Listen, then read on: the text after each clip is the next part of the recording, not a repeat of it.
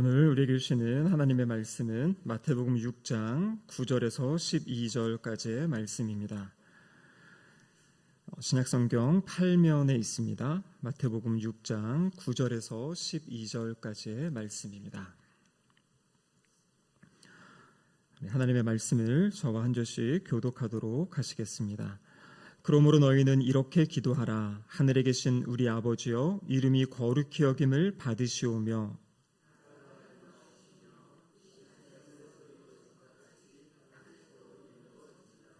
오늘 우리에게 일용할 양식을 주시옵고 우리가 우리에게 죄 지은 자를 사하여 준 것 같이 우리 죄를 사하여 주시옵고. 이는 하나님의 말씀입니다.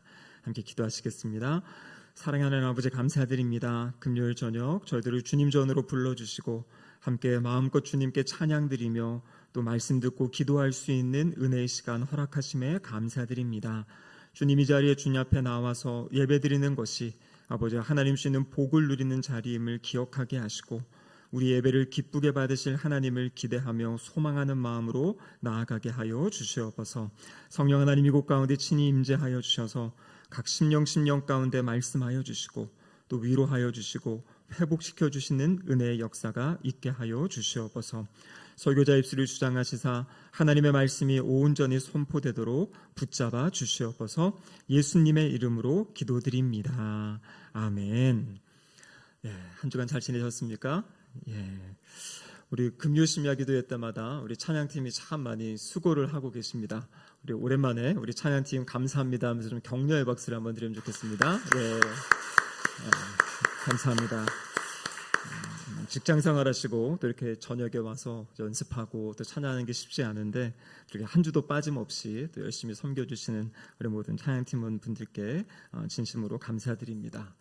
어떻게 아까 우리 강성호 목사님이 질문하셨는데 숙제는 좀 해보셨습니까? 상반기에 어떠한 은혜를 주셨는지. 저는 지난주에 이제 설교를 하고 우리 청년들이랑 이제 제자훈련 모임하면서 그 앞부분에 이제 그런 내용들을 좀 나누면서 저는 이제 그 자리에 저희 아내도 함께 있으니까요.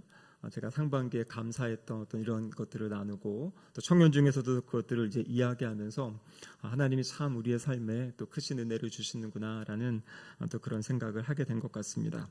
아직 못하신 분들이 있다면 꼭 하시고요. 이렇게 적어보기도 하시고 또 그거 가지고 하나님께 기도하시는 그런 시간이 되시기를 바랍니다. 한 정치인에 관해 전해지는 그러한 이야기가 있습니다. 이 정치인이 이 세상을 떠나기 얼마 전에 정치적으로 평생 좀 이렇게 대적 관계에 있었던 그런 사람에게 전화를 걸었다고 이야기합니다. 수년 동안 서로 약간 이렇게 싸우기도 하고요, 마찰이 있기도 하고 그러한 상대에게 전화를 하니까요, 옆에 있던 보좌관이 아니 왜 그분에게 전화를 하십니까? 라고 이렇게 물었다고 합니다.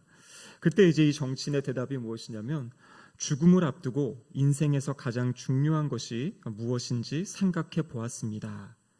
내가 내린 결론은 우리가 서로에게 저지른 모든 일과 말에 대해 서로 용서해야 한다는 것입니다. 그래서 이 정치인은 자신의 삶의 마지막에 자신이 용서받아야 되고 또 용서해야 될 그 사람과 이야기를 나누고 대화를 나누며 자신의 삶을 마무리 지었다라는 그러한 일화가 있습니다. 이분에게 있어서 마지막에 돌아볼 때 내가 이 땅의 삶을 정리할 때 무엇을 해야 되는가? 내가 용서해야겠다. 용서하지 못한 사람, 또 내가 용서받지 못한 그런 분들에게 용서를 구해야겠다는 어떤 그러한 이야기를 했다라고 합니다. 우리는 벌써 지난 6주의 시간을 통해서 이 주기도문의 말씀을 한 구절씩 지금 살펴보고 있습니다. 지난 시간에 보았던 말씀이 이제 우리를 위한 간구, 첫 번째 3가지의 말씀은 하나님의 영광을 위한 간구였고요, 이제 우리의 필요를 위한 간구인데요, 지난 시간에 했던 것이 무엇입니까? 오늘 우리에게 일용할 양식을 주시옵고. 그래서 우리의 삶에 그때그때 필요한 양식을 하나님께 구하는, 결국에 이 모습은 전적으로 하나님만을 의지하고 신뢰합니다라는 우리의 어떤 믿음의 고백 표현이 바로 일용할 양식을 구하는 것이다 라고 말씀을 나눴습니다. 오늘 우리가 살펴볼 이 내용은 이제 우리의 필요를 위한 2번째 간구인데요, 그 간구의 핵심이 무엇입니까? 오늘 본문 12절에 보시면은요, 우리가 우리에게 죄 지은 자를 사하여 준 것 같이 우리 죄를 사하여 주시옵고, 이렇게 되어 있습니다. 그래서 바로 죄의 문제에 대해서 이야기하고 있는 것입니다. 근데 이것이 지금 같이 붙어 있죠. 일용할 양식을 구하는 것과 이 죄의 용서를 구하는 것, 이것이 지금 나란히 붙어 있습니다. 여러분, 매일의, 이것은 무엇을 이야기하냐면 우리에게는 매일의 양식이 필요하다. 그래서 그 양식이 필요한 존재, 그리고 우리는 매일의 용서가 필요한 사람들임을 오늘 이 주님이 가르쳐주신 기도가 우리에게 말씀해주고 있습니다. 여러분 잘 아시다시피 우리가 먹지 못하면, 양식이 없으면 우리의 몸이 병들고 힘들어지죠.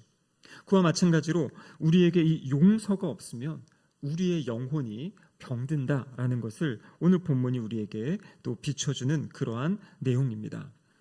특별히 오늘 본문에 우리가 좀 중심적으로 봐야 될 것은 우리의 죄를 용서해달라 이렇게 이야기하고 있는데요. 이 마태복음에서 이 죄는 무엇을 이야기하냐면 바로 빚, 그러니까 채무를 이야기하는, 빚을 이야기하는 그러한 내용입니다. 자, 그래서 오늘 본문의 내용을 통해서 하나님 우리에게 주시는 말씀을 함께 듣기 원하는데요. 첫 번째로 오늘 본문이 우리에게 가르쳐 주시는 말씀은 우리는 이 매일 용서가 필요한 그러한 죄인이다라는 것을 우리에게 말씀해주고 계십니다. 방금 말씀드린 대로 여기 죄로 번역된 단어, 이 죄라는 헬라어 본래 뜻은 빚 그리고 채무를 뜻합니다. 그럼 빚이라는 게 무엇입니까? 어떤 이 회계 장부에 기록되어 있는 부채, 그래서 마땅히 이제 갚아야 될 것들, 오늘로 이야기하면 어떤 뭐 대출을 받아가지고 우리가 가져온 어떤 그 빚, 그것을 이야기하고 있는 거죠. 근데 이 성경이 기록될 당시에 여기에 빚이라는 이것은 어떤 금전적인 채무만을 이야기한 것이 아니라 하나님 앞에서의 죄책, 그러니까 하나님 앞에서 죄를 지었을 때 그것에 대한 어떤 법적인 도덕적인 책임, 이것이 이제 따른다라는 것을 보여주는 단어가 이 빚이라는 이 단어입니다.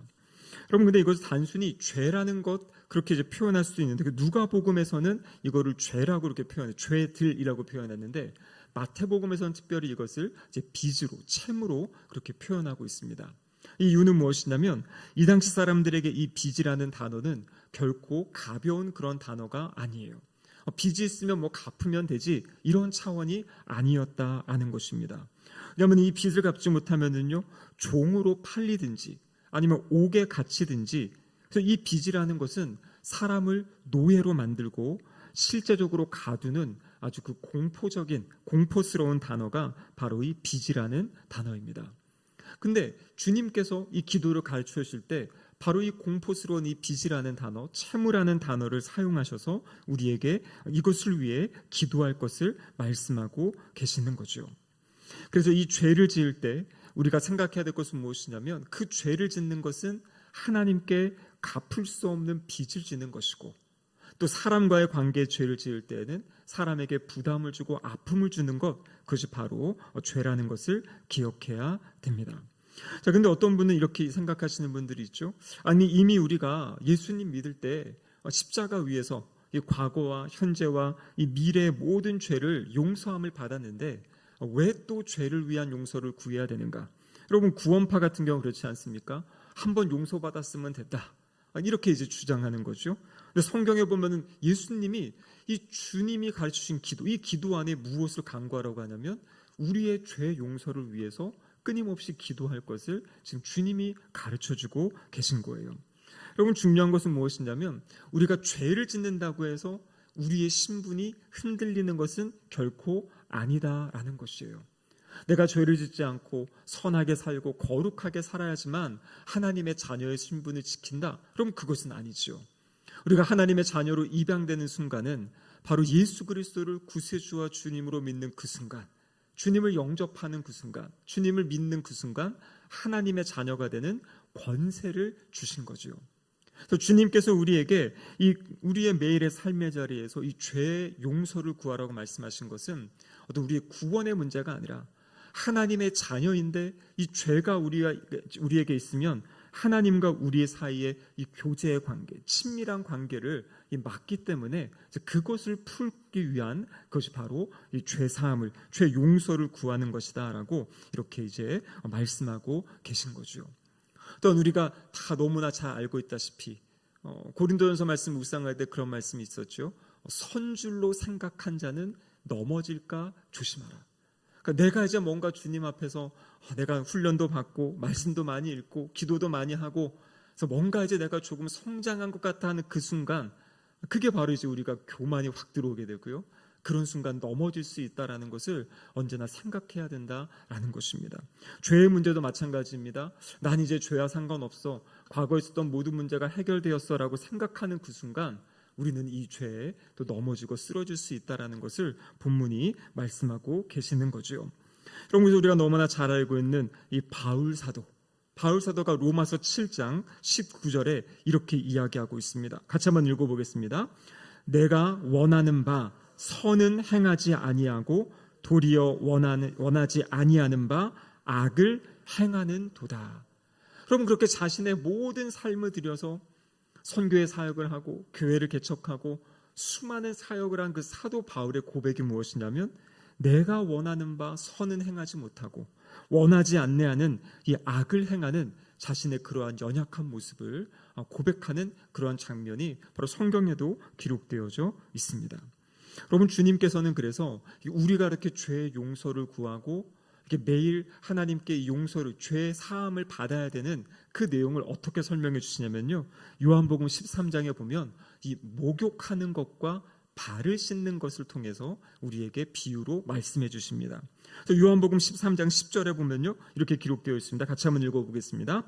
예수께서 이르시되 이미 목욕한 자는 발밖에 씻을 필요가 없느니라. 온 몸이 깨끗하니라. 너희가 깨끗하나 다는 아니니라 하시니. 여러분, 여기 지금 목욕한다라는 것은 무엇을 이야기하냐면요, 우리가 거듭날 때 단번에 우리의 죄를 용서받고 씻음받은 그 사건, 그 구원의 사건을 이야기하는 것입니다.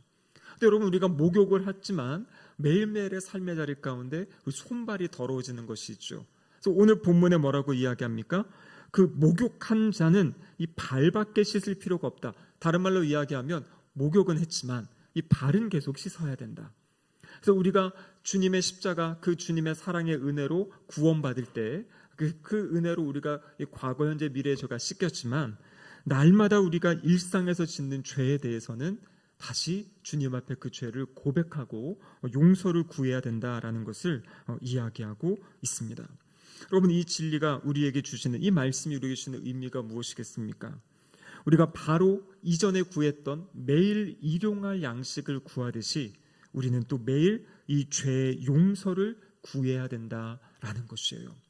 그리고 아마 다 경험해 보셨겠지만은요, 믿음이 깊어지면 깊어질수록, 말씀을 더 많이 알고 묵상하면 묵상할수록 자신의 죄에 대해서 더 민감해지게 된다라는 것이에요. 이전에는 죄라고 느끼지 못했던 것, 그것들도 이것이 하나님 앞에서 나의 잘못이구나, 나의 죄라는 것을 깨닫게 된다라는 것이죠. 그럼 그래서 이 오랜 신앙의 연륜이 있던 사도 바울, 이 디모데전서 1장 15절에 보면요, 죄인 중에 내가 괴순이라 이렇게 고백을 합니다. 죄인 중에 내가 괴순이라. 이 디모데전서는 이제 거의 사도 바울의 전도 편지 가운데 마지막 부분에 있는 편지거든요. 그러니까 10여 년 이상 선교 훈련하고 선교 사역을 하고 수많은 역사를 했는데, 선교의 사명들을 감당했는데, 그 마지막 부분에 바울 사도의 고백이 뭐냐면 죄인 중에 내가 괴수다. 그래서 이 거룩하신 하나님 앞에 서면 설수록 우리의 죄악됨이 끊임없이 드러난다는 거죠. 그래서 그것이 바로 성령 하나님의 역사하십니다. 그래서 요한복음 16장에 보면은요, 성령님이 하시는 일이 죄에 대해서 책망하신다, 그러한 말씀을 요한복음 16장 8절에서 우리에게 하신다라는 것입니다.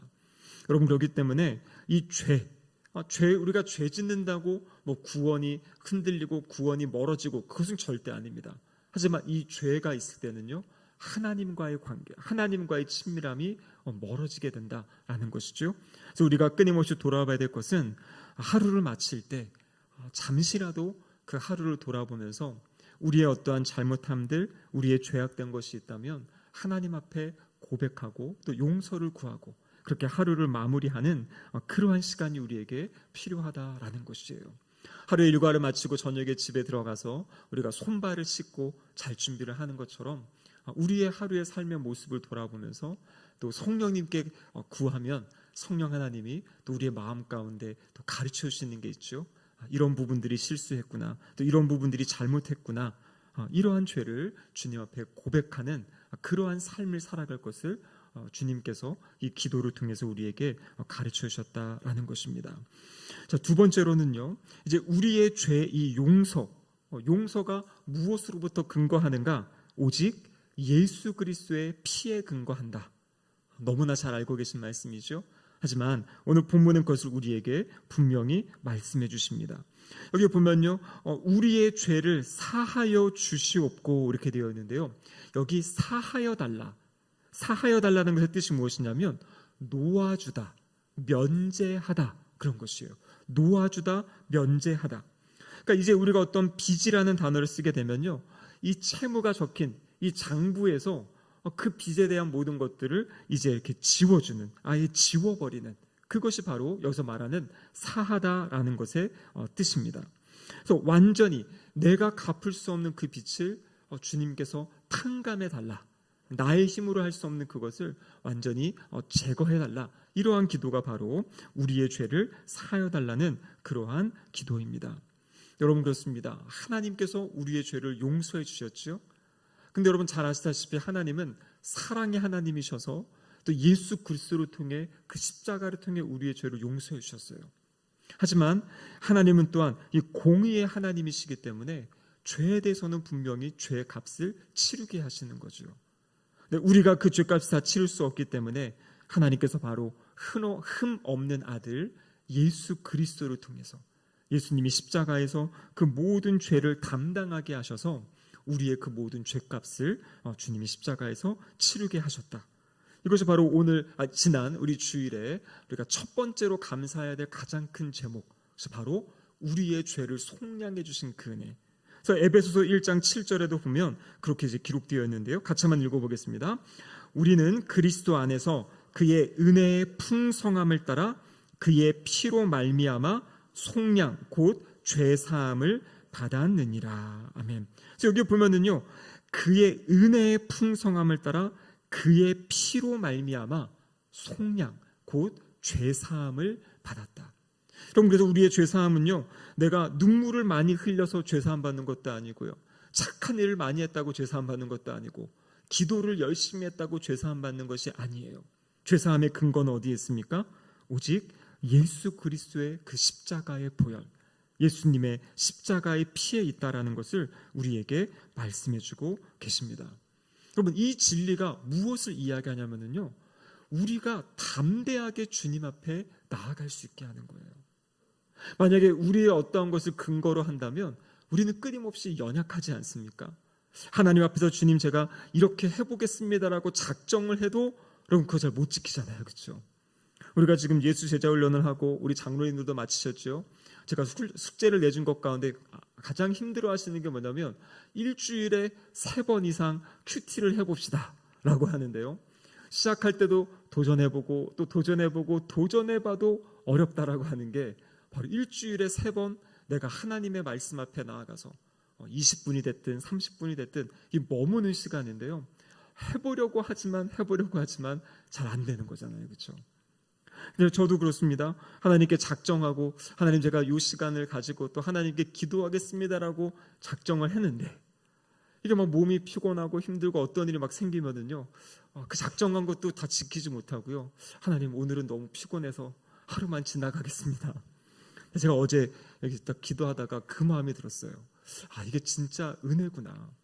제가 어떤 문제를 놓고 작정하고 그 문제를 위해 막 기도하는데요, 그 작정을 다 지키지 못했는데도 하나님이 그 제 기도를 이렇게 들어주신 거를 보고서 제가 너무나 또 감사한 걸 느낀 거예요.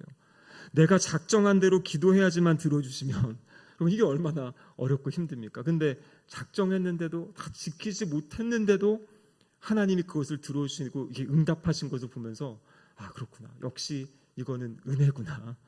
근데 여러분 중요한 게 무엇이냐면 죄 용서도 마찬가지입니다. 죄 용서가 어떤 나의 행동, 내가 뭐 작정하고 말씀을 읽고 기도하고 이걸 다 지켜야 용서를 받는다. 그러면 이거 얼마나 두렵고 떨리고 불안하겠습니까? 우리는 하지 못하는데요. 중요한 것은 무엇이냐면 나의 어떠한 그런 것이 아니라 바로 예수 그리스도께서 행하신, 십자가에서 행하신 그 구원의 일, 그 피 흘리신 그 보혈의 피, 그것 때문에 그것을 의지하고 신뢰하며 주님 앞에 나아갈 수 있다라는 것이에요. 그렇기 때문에 우리는 나의 어떠함이 아니라 주님이 행하신 일을 붙잡고 담대하게 주님 앞에 나아갈 수 있다라고 말씀하고 계시는 거죠. 그래서 우리가 너무나 잘 알고 있는 히브리서 10장 19절에 보면 이렇게 말씀하고 계세요. 같이 한번 읽겠습니다. 그러므로 형제들아, 우리가 예수의 피를 힘입어 성소에 들어갈 담력을 얻었나니. 그러니까 예수의 피를 힘입어 주님 앞에 나아갈 담력을 얻었다. 히브리서 10장 22절에 보면 이렇게 되어 있습니다. 우리가 마음의 뿌림을 받아 악한 양심으로부터 벗어나고 몸은 맑은 물로 씻음을 받았으니 참 마음과 온전한 믿음으로 하나님께 나아가자. 그럼 그렇기 때문에요, 죄가 있다고 해서 하나님께로 도망치시면 안 돼요. 죄가 있으면 있을수록 더 예수 그리스도의 피를 의지하고 하나님 앞에 나아가야 된다라는 것이에요. 여러분, 때로는 그런 분들이 있습니다. 하나님은 이미 우리가 고백할 때 용서해 주셨는데 내가 나 자신을 용서하지 못하는 분이 있어요. 하나님은 내가 이미 너를 용서했다라고 이야기하는데 하나님 아직 아닌 것 같아요. 저 이거 다 용서 못 받은 것 같아요 하면서 하나님은 놓아주시고 풀어주셨는데 내가 그것을 붙잡고 있는 그러한 경우들도 있습니다. 여러분, 우리가 그것을 붙잡을 필요가 없어요. 그 모든 것을 예수 그리스도 앞으로 가지고 나아가시기 바랍니다. 예수 그리스도의 피는요, 우리의 그 어떤 죄도 용서해 주시는 능력이 있으세요. 그것이 바로 우리가 믿는 보혈의 능력인 줄로 믿습니다. 그래서 주님의 보혈을 의지하고 어떠한 죄, 어떠한 잘못이 있더라도 그 주님을 의지하고 하나님께 나아가서 보혈을 의지하고 주님 앞에 나가서 용서를 구하는 그러한 삶을 살아가시기를 축복합니다. 마지막 세 번째, 오늘 이 12절을 통해 우리에게 말씀하시는 것은 용서받은 사람은 용서하는 사람이 된다라고 말씀하고 계세요. 용서받은 사람은 용서하는 사람이 된다. 오늘 12절의 중요한 그 중간에 보면요, 우리가 우리에게 죄 지은 자를 사하여 준 것 같이, 우리가 우리에게 죄 지은 자를 사하여 준 것 같이 우리 죄를 사하여 주시옵소서, 이렇게 되어 있죠. 여러분, 근데 이것을 오해하면 안 됩니다. 이게 뭐냐면 내가 누군가의 잘못을 용서해 준 것을 근거로 해서 하나님 나를 용서해 주세요, 그럼 그것은 절대 아니다. 조건부 거래가 아니다라는 것이에요. 우리가 다른 사람을 용서했기 때문에 하나님께 용서받는 것이 아니죠. 예수 그리스도의 십자가, 예수님이 우리를 용서해 주셨기 때문에 우리는 용서받는 겁니다. 그런데 여기서 이야기하는 것은 무엇이냐면, 그런데 정말 그 복음 안에 용서받은 사람은, 하나님으로부터 용서받은 사람은 우리의 마음 안에서 용서하려는 마음이 일어난다는 것이에요. 용서받은 사람, 은혜 받은 사람은 그 은혜가, 그 용서하려는 마음이 생겨난다라는 것입니다. 그래서 용서라는 것은 구원의 조건이 아니라 구원받은 사람에게서 나타나는 은혜의 열매가 바로 이 용서다라는 것이에요. 여러분, 이것을 너무나 중요해가지고요, 예수님께서는 이 주기도문을 마치시고 이어서 첨부하면서 이 용서에 대한 이야기를 14절과 15절에서 말씀하고 계세요. 15절에 보면 이렇게 기록되어 있습니다. 같이 한번 읽어보겠습니다. 너희가 사람의 잘못을 용서하지 아니하면 너희 아버지께서도 너희 잘못을 용서하지 아니하시리라. 그러니까 이 용서에 대한 문제는 아주 가벼운 문제가 아니라는 것이에요. 때로는 이 말씀을 통해서 정말 내가 하나님의 사랑, 하나님의 용서를 믿고 있는가, 이것을 한번 점검해보는 계기가 무엇이냐면 내가 그 사람을 용서하려는 마음이 있는가, 그것을 통해서 보게 된다는 것이에요. 진정으로 하나님의 사랑, 이 십자가의 크신 사랑, 은혜를 경험했다면 내가 다 용서할 수 없을지라도 용서해야 된다는 것을 알고 용서해야 되는 거야라는 어떤 그러한 감동, 이것이 우리에게 있다라는 것입니다. 예수님께서는요, 마태복음 18장에 보면 바로 이 용서에 대한 아주 놀라운 비유를 우리에게 말씀해 주시죠. 여러분 기억하십니까? 1만 달란트 빚진 자와 100데나리온 빚진 자. 그래서 1만 달란트를 빚졌던 자가 이 1만 달란트 빚을 탕감받았잖아요. 그렇죠? 갚지 않아도 된다. 내가 너 그 모든 것들을 탕감해 주겠다. 근데 이 사람이 가다가 100데나리온, 그렇죠? 100데나리온 빚진 자를 만나는데 그에게 자기의 것을 달라고 하면서 이제 옥에 가두기도 하고 했던 어떤 그러한 모습. 그걸 통해서 예수님께서 우리에게 말씀하시는 것이 무엇이냐면 어떤 큰 빚, 작은 빚이 아니라 여러분 1만 달란트와 100데나리온은요. 이것은 도저히 갚을 수 없는 빚을 표현하는 것이 1만 달란트예요. 그러니까 1만 달란트가 그 당시 사람들의 임금으로 하면요. 약 20만 년 일해야 벌 수 있는 돈이 1만 달란트입니다. 20만 년. 그리고 이 100데나리온이라는 이 단어는 약 100일 정도 일했을 때 이제 얻을 수 있는 그런 수입이에요. 100일. 20만 년과 100일. 그래서 이거를 오늘날 임금으로 한번 환산해 보니까요. 약 1만 달란트는 5조 원 정도 되는 돈이고요. 이 100데나리온은 약 한 820만 원 정도. 그러니까 5조 원 되는 이 돈을 용서받은 사람이 이 820만 원 자기에게 빌린 이걸 갚지 못하는 사람을 용서하지 못했던 그 모습. 그것을 예수님께서 말씀하고 계신 거예요. 그러니까 5조 원. 결코 우리의 힘으로는 이 용서받아 갚을 수 없는 그 빚을 탕감받은 사람들이 누구라는 것입니까? 바로 예수님의 은혜로 구원받은 우리들이라는 것이에요. 그래서 주님이 나를 용서하신 것이 얼마나 큰 은혜인지 여러분 이것을 깨달으면 깨달을수록 우리에게 잘못한 그 사람도 용서할 수 있다라는 것을 본문이 우리에게 말씀해주고 계시는 겁니다. 여러분 솔직히 용서한다는 것은 참 어렵습니다. 특별히 내 마음이 너무나 많이 그 사람 때문에 상처받고 아픔이 있고 또 실제적인 어떤 금전적인 어떤 손해를 본다든지 아니면 그 사람 때문에 어떤 신체적인 어떤 아픔이 있을 때 참 용서하기가 어렵지요. 근데 우리가 성경을 통해서 볼 수 있는 것은 무엇이냐면 용서가 중요한 것은 그 용서를 할 때 우리의 마음이 자유함을 얻기 때문입니다. 그래서 어떤 분이 그런 글을 쓰셨더라고요. 이 용서하지 못하는 그 상황을 보면 이 미움을 마음에 품는 것은 내가 독을 마시면서 상대방이 죽기를 바라는 거다. 내가 독을 마시면서 말이 안 되는 거예요. 결국에 용서를 하지 못하고 미움을 품으면 누가 죽는 거예요? 내가 죽고 내가 아픈 겁니다. 성경에 보면은요, 이 용서와 화해가 조금 구별이 됩니다. 용서와 화해.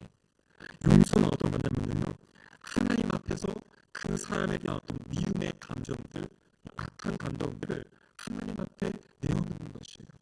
하나님 저 사람이 저에게 이런 잘못을 하고 이런 것들을 했는데 하나님이 용서하라고 말씀하시는데 제가 그 사람을 용서하고 싶습니다 하면서 그렇게 하나님 앞에서 그 사람의 어떠한 잘못된 것들을 하나님 앞에서 내가 토하고 하나님께 그 용서하겠다고 고백하는 그것이 바로 용서라는 것이에요. 여러분 화해가 뭐냐면요, 내가 그렇게 그 사람을 용서한다고 했을 때 그 사람도 그런 뭔가 반응이 있어야 되지 않습니까? 나에 대해 잘못한 것이 있을 때 그 사람이 내가 잘못했다라든지 이렇게 서로 주고받는 게 있을 때 이게 화해가 일어나게 되고 화해의 결과는 무엇이냐면 관계가 회복이 되는 것이에요. 그래서 성경에 말하는 용서라는 것은 아직 관계의 회복까지를 이야기하는 건 아니에요. 성경으로 보면 용서해라. 그리고 다음 단계는 뭐냐면 화해해라. 그래서 로마서 12장 18절을 보면 할 수 있거든 너희로서는 모든 사람과 더불어 화목하라 이렇게 말씀하고 계신 겁니다. 그러니까 하나님의 궁극적인 뜻은 어떤 그 죄 때문에 아니면 상처 때문에 아픔 때문에 깨어진 관계가 있을 때 먼저는 용서를 하면서 우리의 마음을 하나님 앞에서 자유케 하고 치유하는 일을 하고 그리고 하나님이 기다리고 화해 자리까지 관계의 회복까지 나아가는 건데 로마서 12장에 보면 이렇게 됐죠. 할 수 있거든 너희로서는 모든 사람과 화목하라. 이게 무슨 말입니까? 할 수 없는 경우도 있다는 것이에요. 나는 그 사람을 용서하고 품어주고 받아주려고 하는데 상대가 그것을 거절하고 거부하면 이게 이루어질 수 없는 거죠. 성경으로 보면 할 수 있거든 그렇게 해라. 그래서 용서라는 것은 꼭 그 완전한 그 화해까지 가는 것은 그 자리가 아니라 일단은 그 사람이 무슨 반응을 보이든지 하나님 앞에서 그 미움의 마음을 내려놓고 고백하고 그 하는 것이 바로 용서다라는 것을